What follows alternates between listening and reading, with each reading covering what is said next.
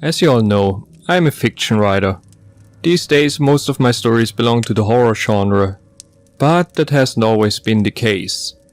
Today as well, I'm not here to talk about serial killers, shapeshifters or infernal church organs. No, today I want to talk about writing fiction to be precise. Writing was always important to me. I grew up with the tales of the Brothers Grimm and stories from Greek mythology. For as long as I can think, fictional stories had a place in my heart. It was only natural for me to write my own.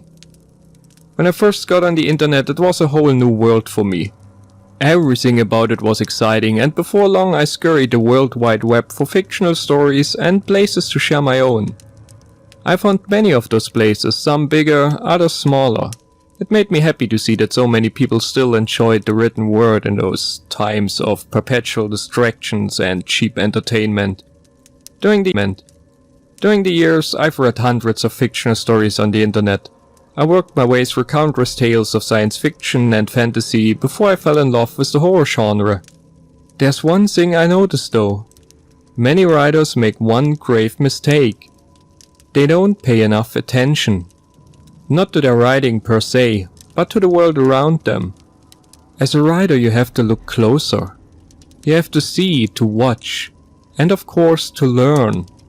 The reason is simple. A writer has to tell the truth. If you don't look at the world around you, you won't be able to tell the truth about it. In turn, your readers won't be able to see what you want to show them. While I read quite a few brilliant stories, many by writers far more talented than me, the majority lacked the above qualities. Things don't feel real, and I wasn't able to create a vivid picture in my mind. All I could see was a mashed up blur of half-truths. Writing is different, much different, but it also takes much more effort.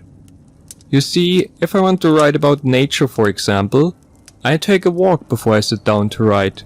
I look at the grass and let my hand slide through it to feel each individual blade. I study the strange patterns of the tree bark and watch how each leaf is shaken slightly differently by the wind. Once I get back, I put all those images into my story. That's what it takes to paint a vivid picture in your reader's mind. The same holds true for all sorts of activities.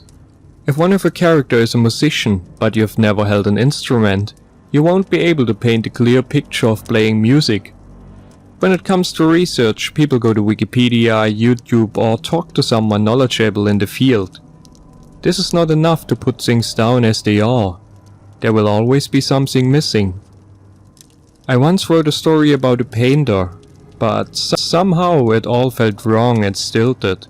Even after reading various pages on Wikipedia and watching YouTube videos, I couldn't shake off the feeling that I didn't know enough. The problem was that I didn't know what it was like to be a painter. Eventually I headed out to a craft store nearby. I got myself some paints, a variety of different brushes, and set out to paint my neighborhood. The result was an embarrassingly bad painting. After I'd finished it though, I understood how complex painting truly was. I had learned that the strokes of the brush had to be delicate, and how important the amount of paint was you used. After this experience, writing the story became much easier. The story felt real, alive, and most important of all, true.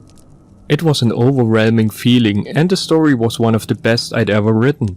I even remember the editor of the publication asking me if by chance I was a painter myself. This took place a few years ago, and ever since then I held true to one certain principle. I'd only write about things I'd done before, knew about, or was willing to try out for the story. It didn't mean that I had to become a singer or work as a chef to write about those things. It only meant that I had to try those things out on my own and try to get them done to the best of my ability. There was one obvious downside though. It restricted my choice of topics and it limited my output considerably. I didn't mind though. The quality of my work improved, and I soon learned that quality always wins over quantity. As good as things sounded, there was one time when things took a turn for the worse. At the time I'd been dating a girl for a year. We were quite a good match and things worked out well. I was always pressed on money though, so I accepted a few questionable commissions. One of those was an erotica story about a rather weird sexual fetish. I was a little deterred at the prospect of writing smut, but they were willing to pay me quite a bit of money. I won't elaborate on what I was writing about, but it took quite a bit to convince my girlfriend to try it out. The biggest problem was I didn't have any experience writing this type of story. I didn't want to miss out on the payment, however, so I ended up pressing her to repeat the entire thing a few more times over the course of the week. She complied, but I could tell she hated every second. At the end of the week I sent out one of my finest pieces yet, but I also sent out my girlfriend. She couldn't deal with me anymore. She'd been annoyed at my habit of trying out weird things just to write about them. The last straw was when I got her involved in it as well. She told me she felt disgusted with herself and didn't want to deal with my eccentricities anymore. I guess it was for the best. She was never the type to understand what true art was really about. After the breakup I was heartbroken, as you can expect it, but also excited. It meant I could try out a few different things. Writing about sex had a certain edge to it. Don't get me wrong, I never write smut or erotica for a living, but I had to admit, it was exciting. For all the downsides the internet has, it's still man's greatest invention.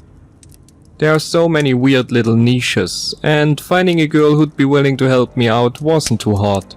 She liked that I was a writer and was into quite a few strange things. This chapter of my life didn't last long, however.